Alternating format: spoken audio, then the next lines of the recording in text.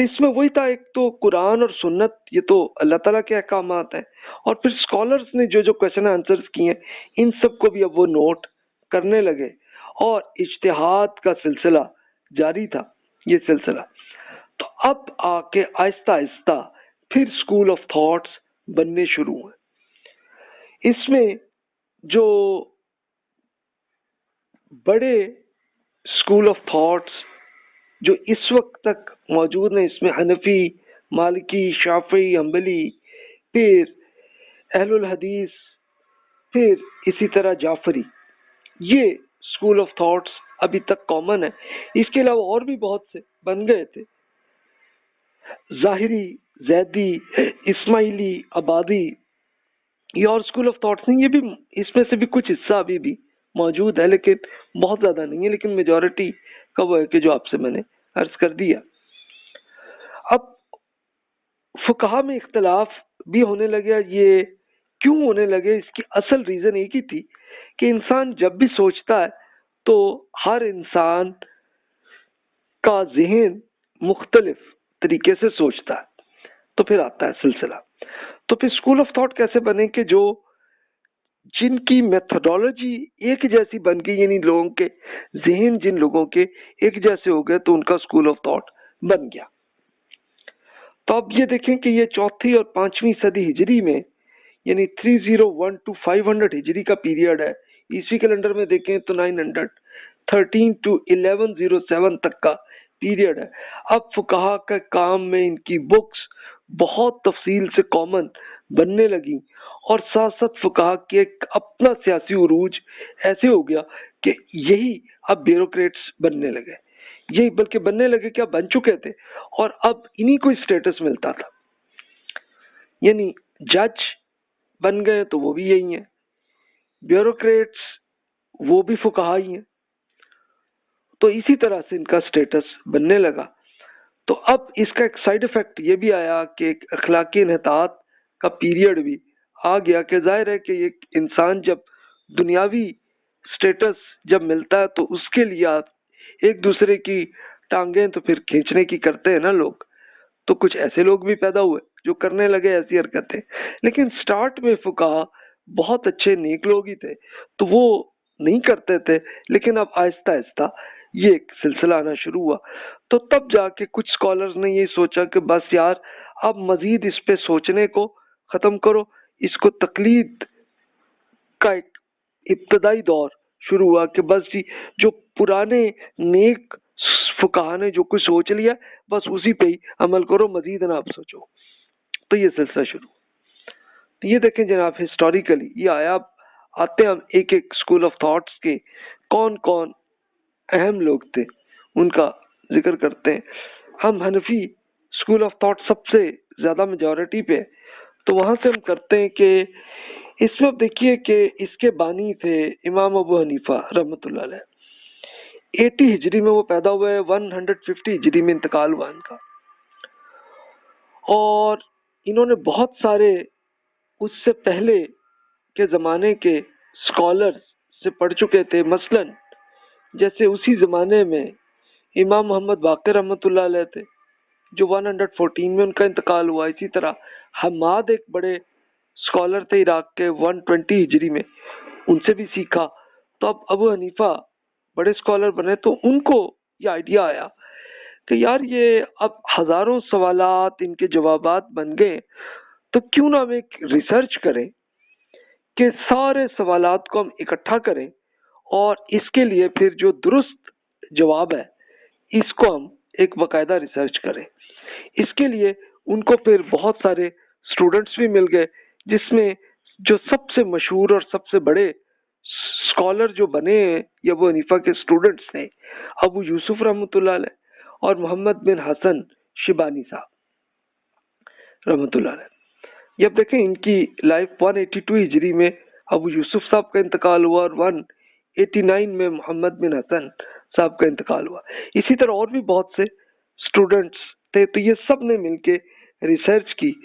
تو اب ہوتے ہوتے 150 ہجری میں ابو حنیفہ رحمۃ اللہ علیہ کا انتقال تو ہو گیا، لیکن اب میتھڈالوجی ان کے اسٹوڈنٹس کی ایک ہی تھی، لیکن اختلاف ضرور تھا ان میں۔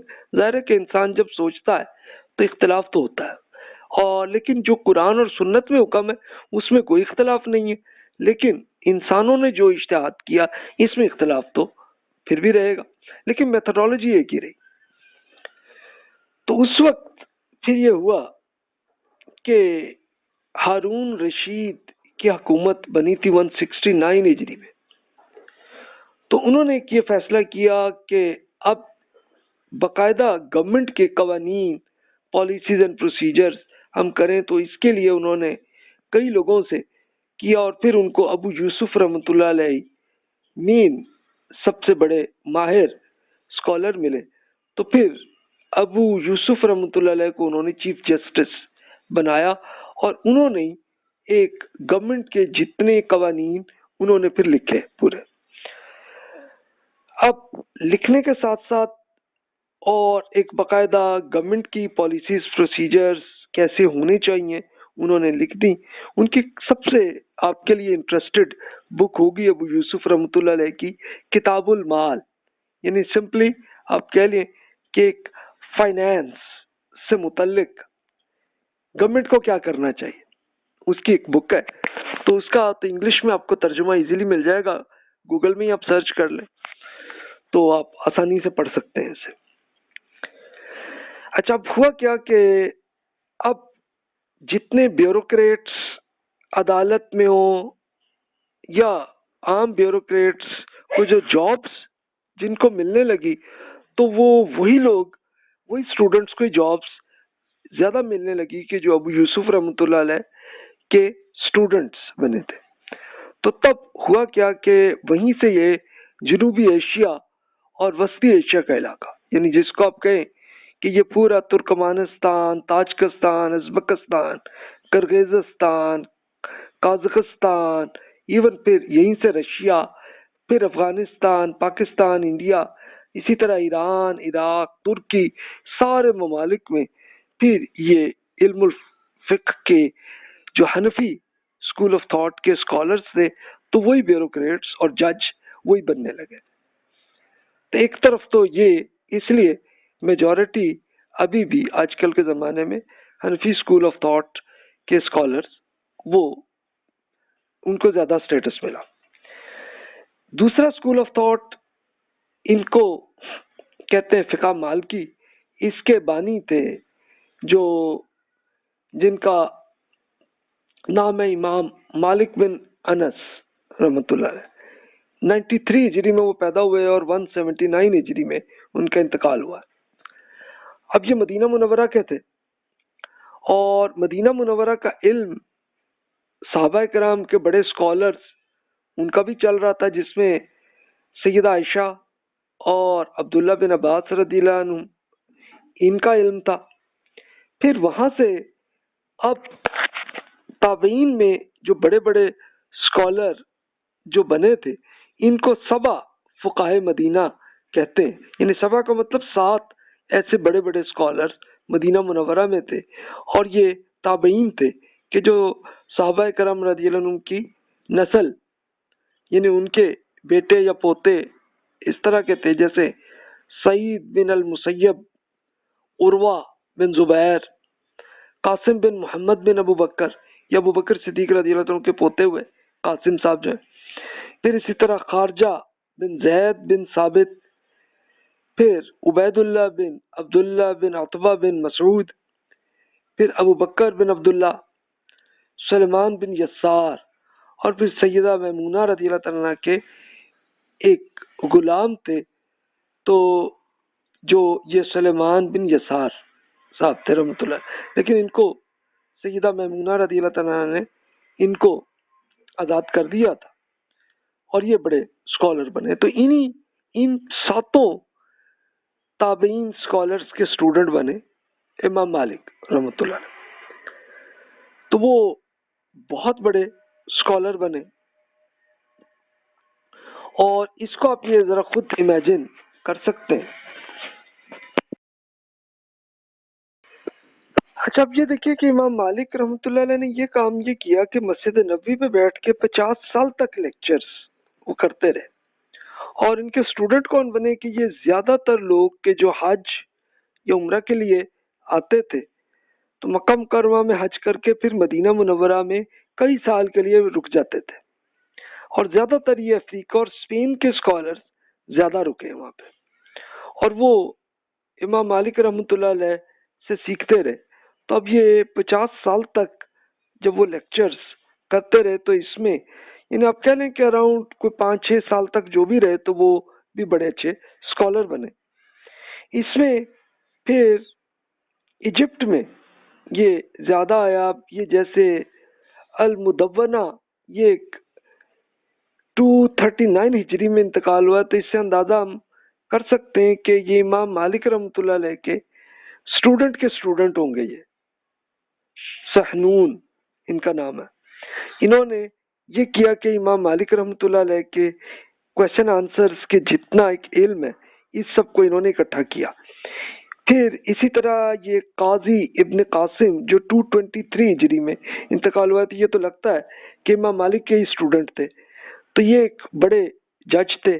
پھر اسی طرح ایک اور جج اسد بن فرات 213 ہجری میں انتقال ہوا، تو یہ بھی امام مالک کے اسٹوڈنٹ تھے۔ انہوں نے بھی بہت ڈیپتھ سے امام مالک کا جو علم تھا اس سب کو انہوں نے لکھا۔ تو یہ اب دیکھیے کہ وہیں سے پھر یہ علم ایجپٹ، لیبیا، تیونس، الجیریا، موراکو اور اسپین تک بہت پھیلا۔ اس کے بعد پھر اسپین میں مسلمانوں کی سب سے ڈیولپڈ حکومت جو ہے یہ عبد الرحمن الثالث جو کہتے ہیں 293 to 350 ہجری ان کی حکومت رہی ہے۔ تو انہوں نے یہ اب دیکھیے کہ انہوں نے اسپیشل یہ کیا کہ اسپین کے اندر مالکی فقہا کے چیف جسٹس بنائے تاکہ وہ حکومت کا ایک پورا لا اور پھر پالیسیز اینڈ پروسیجرز وہ بنائے، اور وہ یہ کرتے گئے۔ اور پھر اس کے بعد پھر یہی پہلا، اور اسپین ہی سب سے زیادہ ڈیولپڈ تھا یا پھر ایجپٹ ڈیولپڈ تھا، اور بیچ میں یہ جو لیبیا، تیونس، الجیریا وغیرہ ہیں یہ یا موراکو بہت ڈیولپ نہیں تھے، لیکن وہاں پہ بھی پھر زیادہ اثرات وہی مالکی اسکول آف تھاٹ کے آئے۔ تو آج کل آپ بھی دیکھ سکتے ہیں کہ انہی ممالک میں مالکی اسکول آف تھاٹ کا زیادہ عروج وہیں پہ ہے۔ تو یہ دونوں بڑے اسکول آف تھاٹ یہ رہے۔ اچھا، اس کے ساتھ پھر امام شافعی کا ایک اسکول آف تھاٹ وہ زیادہ پھیلا، اور پھر احمد بن حنبل رحمۃ اللہ علیہ اسکالر تھے، ان کا اسکول آف تھاٹ وہ بھی پھیلا۔ اب امام شافعی رحمۃ اللہ علیہ یہ دیکھیے 150 ہجری میں پیدا ہوئے ہیں اور 204 ہجری میں انتقال ہوا ہے۔ تو یہ پیدا تو فلسطین میں ہوئے تھے، لیکن ان کی فیملی مکہ مکرمہ کی تھی، تو وہ مکہ مکرمہ میں لے آئے ان کو پڑھنے کے لیے۔ تو وہاں سے پھر مکہ مکرمہ سے پڑھا، پھر مدینہ منورہ میں آ کے امام مالک رحمۃ اللہ علیہ سے سیکھا، پھر عراق چلے گئے، وہاں پہ امام محمد بن حسن جو کہ ابو حنیفہ رحمۃ اللہ علیہ کے اسٹوڈنٹ تھے اور یہ بڑے اسکالر تھے، ان سے سیکھا۔ تو سیکھتے سیکھتے امام شافعی رحمۃ اللہ علیہ یہ بڑے سب سے بڑے اسکالر بنے۔ انہوں نے یہ اصل میں پہلے اسکالر ہیں کہ جنہوں نے علم الفقہ کا میتھڈالوجی کی بک لکھی ہے جس کو کہتے ہیں الرسالہ۔ اسی کا ترجمہ میں نے کیا ہے تو آپ پڑھ سکتے ہیں، اور وہیں سے ہی بیسک جو میتھڈ ہے علم الفقہ کا اسی کا اگلے لیکچرز میں آپ سے شیئر کروں گا۔ اب امام شافعی رحمۃ اللہ علیہ یہ ہوا یہی ان کا کہ پھر کیریئر ان کو جاب مل گئی تھی یمن میں، لیکن یمن میں وہ سیٹل نہیں ہوئے، تو پھر وہ ایجپٹ چلے گئے تھے۔ ایجپٹ سے پھر ان کے جو اسٹوڈنٹس تھے تو وہی چیف جسٹس بنے، اور وہاں کی حکومت میں قانون پورا اور پالیسیز پروسیجرز انہوں نے بنائے، اور یہ زیادہ پھیلا پھر ایجپٹ سے Sudan, Ethiopia, Kenya, Somalia, Tanzania یہاں پہ، اور یہی لوگ زیادہ تر سمندر پہ سفر کرتے تھے، اور وہی اسکالرز بزنس بھی کرتے تھے، اور پھر اور ملکوں میں جا کے دین کی دعوت بھی پہنچاتے تھے، تو یہ انڈونیشیا اور ملیشیا میں یہی لوگ، ان کا پیغام زیادہ پہنچا۔ تو اس لیے اسکول آف تھاٹ جو شافعی ہیں، تو یہ آپ کہہ لیں کہ آپ کا یہ افریقہ کا جو ایسٹ ایریا ہے، کوسٹل ایریا، اس میں اور پھر انڈونیشیا اور ملیشیا میں زیادہ پھیلا۔ اچھا، اسی طرح عراق کے ہی بڑے اسکالر احمد بن حنبل رحمۃ اللہ علیہ تھے، 164 ہجری میں پیدا ہوئے اور 241 ہجری میں انتقال ہوا ہے۔ تو جس وقت امام شافعی رحمۃ اللہ علیہ عراق میں رہے تھے، تو اس وقت احمد بن حنبل رحمۃ اللہ علیہ نے ان سے بھی سیکھا، اور اس زمانے کے عراق کے بڑے اسکالر سے سیکھا۔ ان کا فوکس زیادہ یہ ہوا کہ احادیث کو، کہ رسول اللہ صلی اللہ علیہ وسلم کی احادیث کو میں کمپائل کر سکوں۔ تو انہوں نے یہ تفصیل سے بک لکھی احادیث کی جتنی بھی ان کو ملی، اور سب سے بڑی بک انہی کی ہے۔ اس میں ان کا پھر ظاہری نقطہ نظر تھا، یعنی ان کی میتھڈالوجی یہ تھی جس کو ہم لٹرلسٹ آپ کہہ سکتے ہیں، یعنی انہوں نے احادیث کی جب بکس لکھی تو اب ان کے اسٹوڈنٹس نے پھر انہی احادیث کی بیسس پہ ہی علم الفقہ کو وہی ڈیولپ کیا، اور ان کا اسکول آف تھاٹ بہت زیادہ نہیں پھیلا، لیکن عراق میں رہا، اور پھر اس کے بعد کچھ ان کے اگلی نسلوں میں اسٹوڈنٹ سعودی عرب، کویت، عرب امارات، قطر، اس میں زیادہ تر رہے۔ لیکن اس کے بعد ہوا کیا کہ کافی عرصے بعد، یعنی احمد بن حنبل رحمۃ اللہ علیہ تو 241 ہجری میں ان کا انتقال ہوا تھا، لیکن ان کے تقریباً 500 سال بعد سیریا کے بڑے اسکالر ابن تیمیہ رحمۃ اللہ علیہ، یہ 722 ہجری میں ان کا انتقال ہوا، 728 ہجری میں۔ تو اس زمانے میں انہوں نے پھر وہی جو ایک احادیث کی بیسس پہ ریسرچ کا وہ آیا، اور پھر یہ سعودی عرب کے علاقے میں محمد بن عبد الوہاب صاحب کی تحریک وہ چلی تھی، یہ 12 یعنی اس کو آپ دیکھیں کہ یہ 1792 ہجری میں ان کی رہی ہے زیادہ۔ تو وہاں سے پھر یہ پورے عرب ممالک میں زیادہ اسکول آف تھاٹ زیادہ پھیلا۔ اچھا، اب اس سے آپ پھر دیکھیے تو یہ اسکول آف تھاٹ اس طرح سے زیادہ پھیلتے چلے گئے، یعنی اس میں آپ دیکھ سکتے ہیں کہ یہ صحابہ کرام سے ہی شروع ہوا سلسلہ، کہ ان کے علم سے لے کے اگلی نسلوں میں بنتے چلے گئے، اور یہی چاروں اسکول آف تھاٹ جو ہے یہ سب سے زیادہ بڑے، یہ چاروں زیادہ پھیلے ہوئے۔ تو ان اسکالرس کے کچھ نام ایک لائن کی شکل میں آپ کے سامنے۔ اس کے بعد آئیے دیگر میں، جیسے جعفری اسکول آف تھاٹ، تو اس میں یہ امام جعفر صادق رحمۃ اللہ علیہ جو 83 ہجری میں پیدا ہوئے اور 148 ہجری میں ہوئے۔ تو یہ جعفر صادق رحمۃ اللہ علیہ یہ سیکھتے رہے اپنے دادا دی جو کہ امام علی زین العابدین رحمۃ اللہ علیہ، ان سے سیکھتے رہے، اور اسی طرح اپنے والد محمد باقر رحمۃ اللہ علیہ 114 ہجری تک ہے، ان سے سیکھتے رہے۔ تو جعفر صادق رحمۃ اللہ علیہ یہ عراق کے بڑے اسکالر بنے۔ انہی کے اسٹوڈنٹس میں ابو حنیفہ، مالک، سفیان ثوری رحمۃ اللہ علیہ، یہ سب جعفر صادق رحمۃ اللہ علیہ کے اسٹوڈنٹس گزرے۔ اچھا، ہوا یہ کہ اگلی نسلوں میں پھر شیعہ اسکول آف تھاٹ وہ زیادہ پھیلا تھا، تو اس لیے انہوں نے اپنے اسکول آف تھاٹ کا ٹائٹل یہی فقہ جعفری ہی رکھا انہوں نے، کیونکہ سب سے بڑے اسکالر جعفر صادق رحمۃ اللہ علیہ تھے۔ تو لیکن پھر اس میں شیعہ اسکالرز نے جو بکس لکھی تو وہ اس میں پھر ان کی جو بکس ہے وہ زیادہ آئی ہیں، لیکن جعفر صادق رحمۃ اللہ علیہ کی اپنی بک وہ نہیں آئی ہمیں۔ تو جیسے شیعہ اسکالرز جو فقہ جعفری کے ہیں، تو اس میں ابان بن تغلب 141 ہجری میں ان کا انتقال ہوا ہے۔ اس طرح حمران 130 ہجری میں انتقال ہوا. تو یہ لگتا ہی ہے کہ یہ جعفر صادق رحمۃ اللہ علیہ کے ہی اسٹوڈنٹ تھے یہ.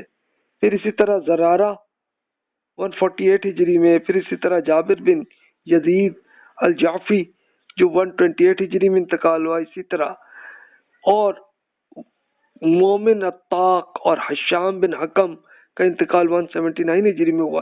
تو اس سے اندازہ لگتا ہے کہ یہ سب پھر جعفر صادق رحمۃ اللہ علیہ کے اسٹوڈنٹس یہ گزرے. تو ان کی بکس آئی ہیں سامنے.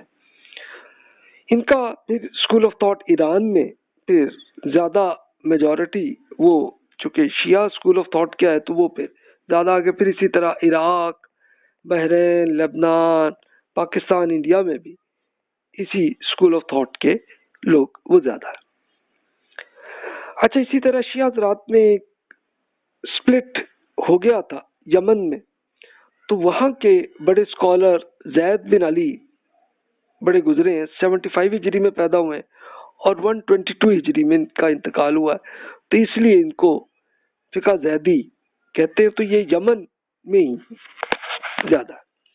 اسی طرح شیعہ حضرات کی ایک اور اسکول آف تھاٹ الگ ہوا جس میں فقہ اسماعیلی کہتے ہیں. تو ان کے ایک بڑے اسکالر ایک جج نعمان 290 ہجری میں ان کا انتقال ہوا اور 363 ہجری میں ان کا انتقال ہوا ہے. 290 میں وہ پیدا ہوئے تھے اور 363 میں ان کا انتقال ہوا. تو انہوں نے پھر ایک اپنا جو فقہ ہے اس کو انہوں نے بہت ڈیٹیل سے وہ پھیلایا ہے. اور اس کو حاضر امام کا تصور اصل میں ہے کہ جو عام شیعہ حضرات سے ان کا اختلاف ہے. یعنی شیعہ حضرات کی جو میجورٹی ہے تو وہ ان کا پوائنٹ آف ویو یہ ہے امام کا تصور. امام کا تصور کیا ہے کہ وہ علی رضی اللہ عنہ کی نسل کے ہی امام ہوتے ہیں. اور وہ پھر ہوا یہی کہ ان کے ہاں صرف 12 آئے اور پھر 12ویں میں ان کا یہ پوائنٹ آف ویو ہے کہ بھی وہ امام جو ہے وہ غائب ہو گئے اور وہ پھر اب قیامت کے پاس دوبارہ اٹھیں گے. تو ان کا یہ آ رہا ہے. تو اب ظاہر ہے کہ پھر ان کا یہ آ رہا ہے. لیکن پھر شیعہ حضرات میں امام کا یہ تصور یہ پھر ڈفرنٹ اس طرح سے ہوا. انہوں نے کہا کہ نہیں جی امام وہ حاضر ہیں وہ سامنے ہیں اور وہ پھر ان کی پھر نسل در نسل چلتے چلتے وہ آج تک موجود ہے. تو وہ انہی کو امام کا تصور ان کے یہاں یہ ہے کہ جناب یہ اللہ تعالیٰ کی طرف سے انتخاب ہوتا ہے اور وہی وہ اللہ تعالیٰ کے جو ارشادات ہوتے ہیں تو وہ ہمیں پہنچا دیتے ہیں. تو ان کو ایجپٹ میں حکومت بھی ملی تھی، لیبیا میں بھی حکومت ملی ان کو، اور سندھ اور ملتان میں حکومت ان کی ملی. تو وہ ان کی تعداد زیادہ تھی لیکن پھر کم ہو گئے. لیکن گلگت میں ابھی بھی ان کی میجورٹی ہے. تو یہ اسکول آف تھاٹ ایسے چلتا آیا. اس کے علاوہ مختلف ٹائم میں اور اسکول آف تھاٹ بھی بنتے رہے جیسے فقہ عبادی. یہ امام جابر بن زید بڑے اسکالر 93 ہجری میں آئے ہیں. یہ خوارج میں ایک بڑے اسکالر گزرے. یہ خوارج وہ لوگ تھے کہ جنہوں نے علی رضی اللہ عنہ کے ساتھ بغاوت کی تھی اور علی رضی اللہ عنہ کو شہید بھی کیا گیا تھا. تو انہی کے ہم بڑے اسکالر جابر بن زید پھر گزرے. اچھا ان کے ہاں پھر الگ الگ سپلٹ ہوئی تھی اور ان میں سے پھر ایک گروہی رہ گیا کہ جن کو اعتدال پسند کہتے ہیں. تو ان میں سے کچھ لوگ ابھی بھی لیبیا، الجزائر اور عمان میں رہتے ہیں. تو یہ اسکول آف تھاٹ بھی ان کے پھر جو ان کے اسکالر جو اجتہاد کرتے رہے تو وہ اویلیبل ہے. پھر اس کے ساتھ ساتھ غیر مقلدین کا ایک بھی ہے کہ جو وہ کہتے ہیں کہ ہم کسی بھی اسکول آف تھاٹ پہ ہم نہیں فوکس کرتے بلکہ ہم سارے اسکول آف تھاٹ سب کی ہم اسٹڈی کرتے اور ان کو لے کے جس کا جو درست لگتا ہے ہم اس کو مانتے ہیں. تو وہ آج کل کے زمانے میں زیادہ جتنے بھی ماڈرن فقہا ہے تو وہ اب اپنے آپ کو کسی ایک اسکول آف تھاٹ پہ فکس نہیں کرتے بلکہ تمام اسکول آف تھاٹ سے فائدہ اٹھاتے. اچھا اسی طرح کچھ اور اسکول آف تھاٹس بھی بنتے رہے لیکن وہ ختم ہوتے رہے جس میں جیسے عبد الرحمن اوزائی صاحب. تو ان کا انتقال ہوا ہے 157 ہجری میں. اس طرح سفیان ثوری صاحب 161 ہجری میں ان کا انتقال ہوا ہے. لیث بن سعد 175 ہجری میں انتقال ہوا ہے. ابن جریر طبری ہیں جو 310 ہجری میں ہے. تو یہ اسکول آف تھاٹ بنتے آئے لیکن ختم بھی ہوتے رہے کیونکہ ان کے پھر اسٹوڈنٹ زیادہ نہیں بنے.